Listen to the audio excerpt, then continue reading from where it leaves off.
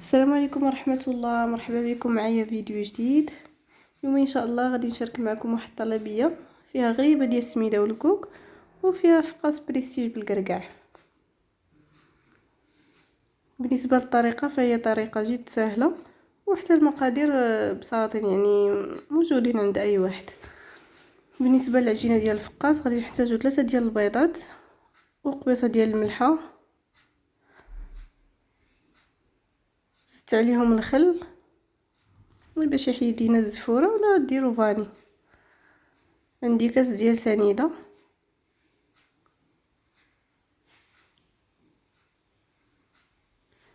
وعندي تقريبا كاس الا ربع ديال الزبده مذوبه.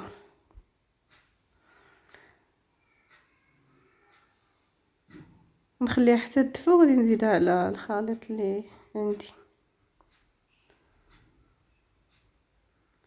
غنزيد هنايا كاس الا ربع ديال الزيت، يعني قد الزبده قد الزيت.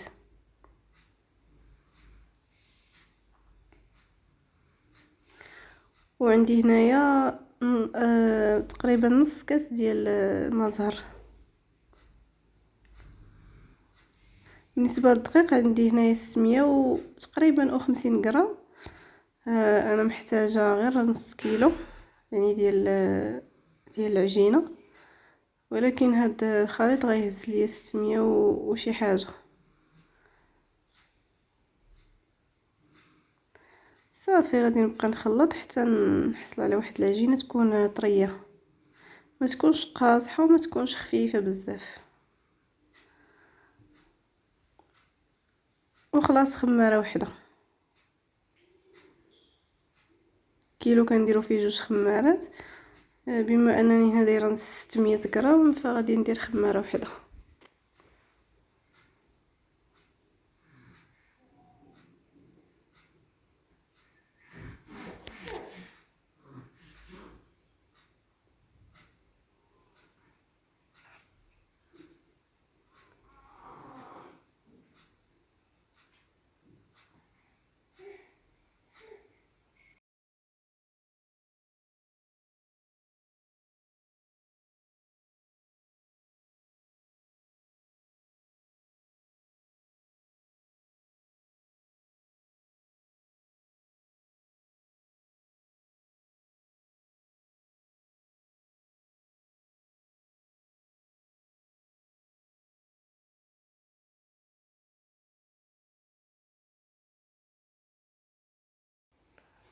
صافي انا غادي نقسم العجينه ديالي على جوج باش غندير 2 حرابل.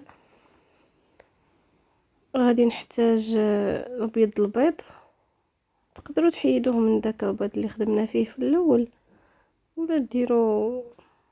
انا درت بيضه كامله هنايا، اللي بقى لي غادي نخدم به في حاجه اخرى. درت لها شويه ديال الروح الزهر. هاد الزر هذا زوين، الروح كتخلطيه مع الماء وتخدمي به. المهم انا درت قطره ديال الروح.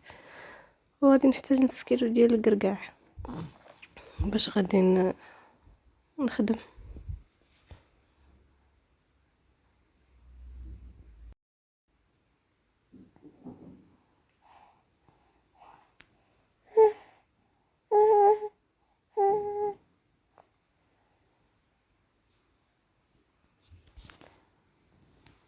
بالنسبه للكركاع راه خديته صحيح وحيدت ليه القشره الدخلانيه، وكتمسحيه مزيان صافي وكتخدمي به. انا غادي نشكل ديك الكره على شكل كاري ولا مستطيل. بالنسبه للسمك ديالها ما ديروهاش غليظه وما ديروهاش رقيقه بزاف. المهم الا كانت غليظه راه فاش كتدخل الفران كتزيد تنفخ، داك الكركاع ما تيبقاش يبان. ولا كانت عاوتاني رقيقه بزاف، فاش غادي تبغيو تقطعوا غيبقى يتهرس لكم الفقاس. هما كنديروها ما غليظه ما رقيقه. صافي هنايا كندهنو دهنه خفيفه بالبيض، وكنبقاو نستفوهم بشكل افقي هكا، حيت الا درناهم بالعكس فاش غادي نبغيو نلويو الحربول غادي تبقى تخرج لنا منه الكركاع. صافي كنستفو حدا حدا وحده حدا وحده. ممكن انكم ديروه باللوز ولا تخلطوا اللوز والكركاع ولا المشماش، المهم اي حاجه بغيتي ديروها تقدروا ديروها. انا هنا السيده اللي طالبه بغاتو غير بالكركاع.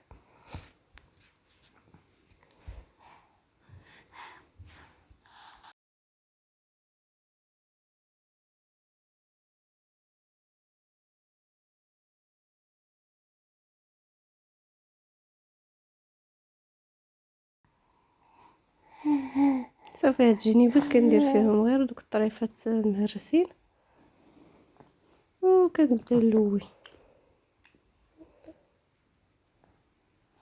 خلاص هنايا دوزت واحد دوزه خفيفه بالبيض غير باش يزيد يشد لينا وصافي.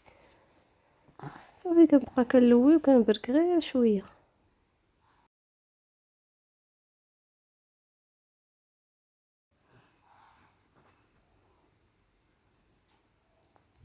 صافي وهاد التالي هذا كنبقى كنقرصو، المهم كنبقى كنحربلو عادي بحال زعما بحال الفقاص العادي.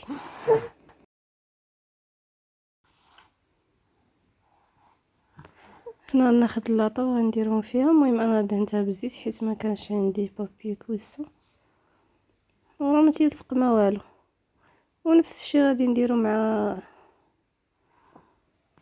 هاد الحبه الثانيه، حتى هي غادي نطلقها ودهنها بالبيض وندير لها الكركاع ونلويها.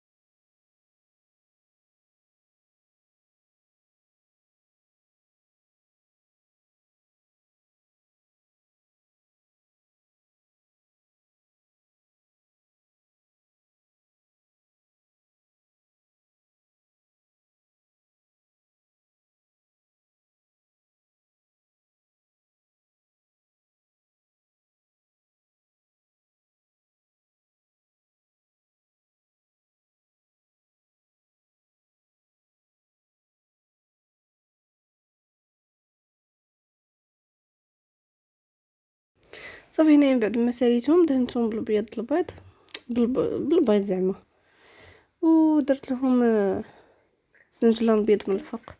ولا ديروا اللوز ايفيلي، المهم اي حاجه بغيتو ديروها بغيتو غير دهنوهم بالبيض وتشرطوهم بفورشيط صافي.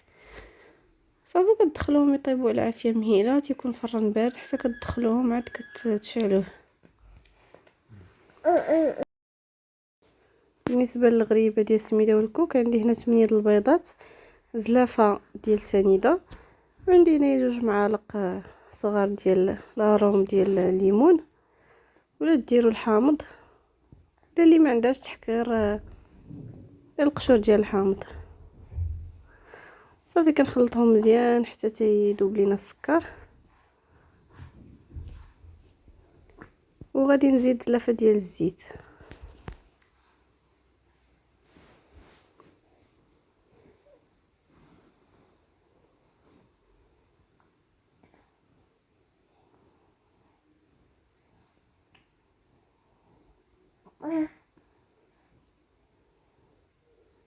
صافي كنخلط مزيان. المهم حتى كيذوب لنا داك السكر، عاد كنبداو نزيدو الشيء الاخر. انا عندي هنا عجنه، يعني السيده بغات عجنه فيها نص كيلو ديال الكوكو، نص كيلو ديال السميده. خلاص العجنه راه معروف حتى تهز كيلو ديال العبار ديال الطحينه ولا ديال السميده ولا ديال اي حاجه. يعني هنايا غادي يكون نص كيلو من الحاجه. صافي هنايا غادي ندير نص كيلو ديال الكوك وغادي نخلط مزيان يعني حتى يشرب شي شويه. عاد نبدا نزيد السميده باش ماشي نخلط كلشي في دقه وفي التالي تجيني ناشفه بزاف.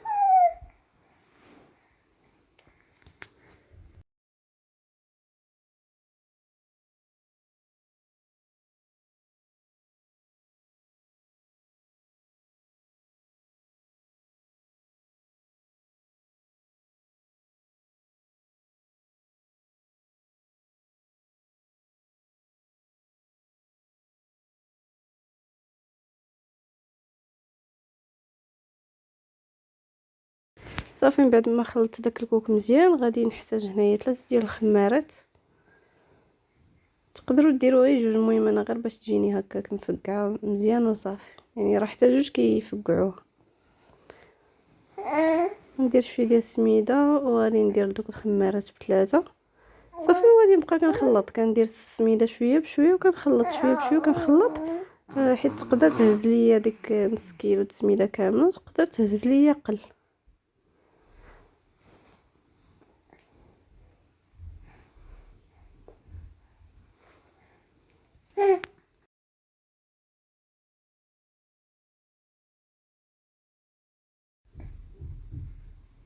المهم هي في الاصل راه كتهز قل من نص كيلو ديال السميده، كتجي شويه خفيفه. وكنخليوها كترتاح واحد شويه بين ما، حيت معروف السميده كتشرب بين ما شربات وعاد كنخدموا بها. ولكن انا زعما ما غاديش نتسناها حتى تشرب ليا. صافي غندير داك نص كيلو كامل. نتوما كتشوفوا يعني راه بدات كتقصح، ولكن راه فاش كتقيسها كتلقاها رطبه.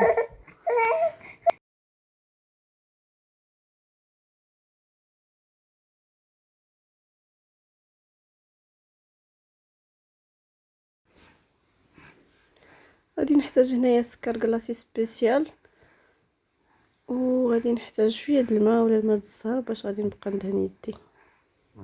شتي كما شفتوا راه واخا درت هذاك القياس كامل اللي عندي السميده، هي راه كتبان قاصحه ولكن فاش كنقيسها في يدي كنلقاها رطبه.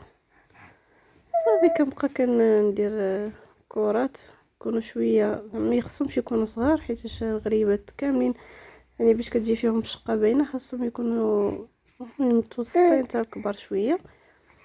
صافي غادي نبقى نحربل شويه بشويه وندوزو في سكر كلاصي. صافي ونحطها في اللاطه. غير هو زعما ما ديروش بزاف ديال الكرات وتخليوهم حيت غينشفوا لكم. منين غادي دوزوهم في سكر كلاصي ما يشدش فيهم. المهم كديروا غير شي حبات قلال باش كيكونوا باقيين فيهم باقي زعما فيهم البيض ما كينشفوش. ملي كدوزيهم في سكر كلاصي كيلصق فيهم وكتهزيهم ديريهم في اللاطه.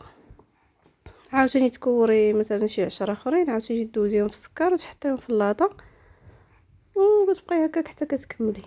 بالنسبه للفران راه فاش كنوصل زعما لهاد المرحله ديال اني نبدا نكور كنشعلو، يعني كنجهدلو شي شويه غير باش يسخن. صافي بما عمرت اللاطه تيكون سخن وتنقص ليه شويه وكندخل اللاطه لتحت حتى كتشق وكنطلعها الفوق غير شويه وكنخرجها، حيت الا خليناها الفوق بزاف غادي تنشف وتجي قاصحه. صافي انا دوزتها في السكر وحطيتها في اللاطه.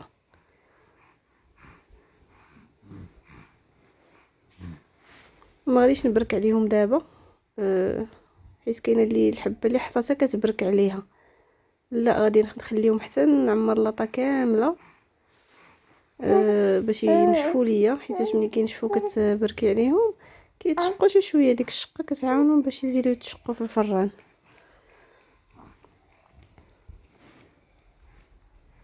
انا خلاص غندير لهم السوريزه، يعني غادي نحط سوريزه ونبرك شويه. الا كنت ما غاديش دير لهم زعما الا كنتو ما غاديش ديروا ليهم السوريز صافي كتخليهم حتى التاليه، كتعمر لاطو وكتبركي عليهم بصبعك ولا بمعلقه صغيره، غير واحد البريكه خفيفه وصافي.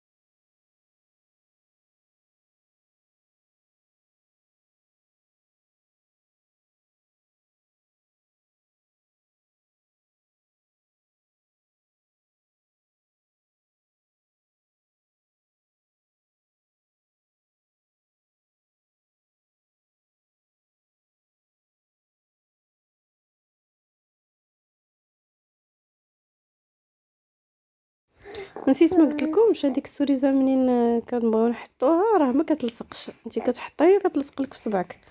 المهم كتحاولي معاها تحطيها، خلاص منين كطيب راه كتلصق راسها في الغريبه.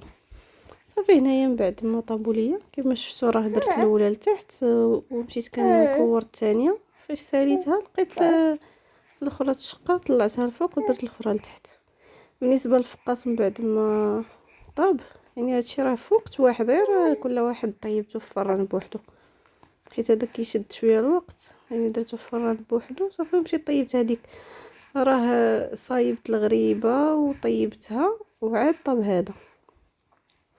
صافي كنلويوه فشي زيف وكنديرو عليه ميكا ولا السلوفان، نخليوه حتى يبرد ونقطعوه. المهم انا كنت درتو هنا في الليل حتى الصباح عاد قطعته.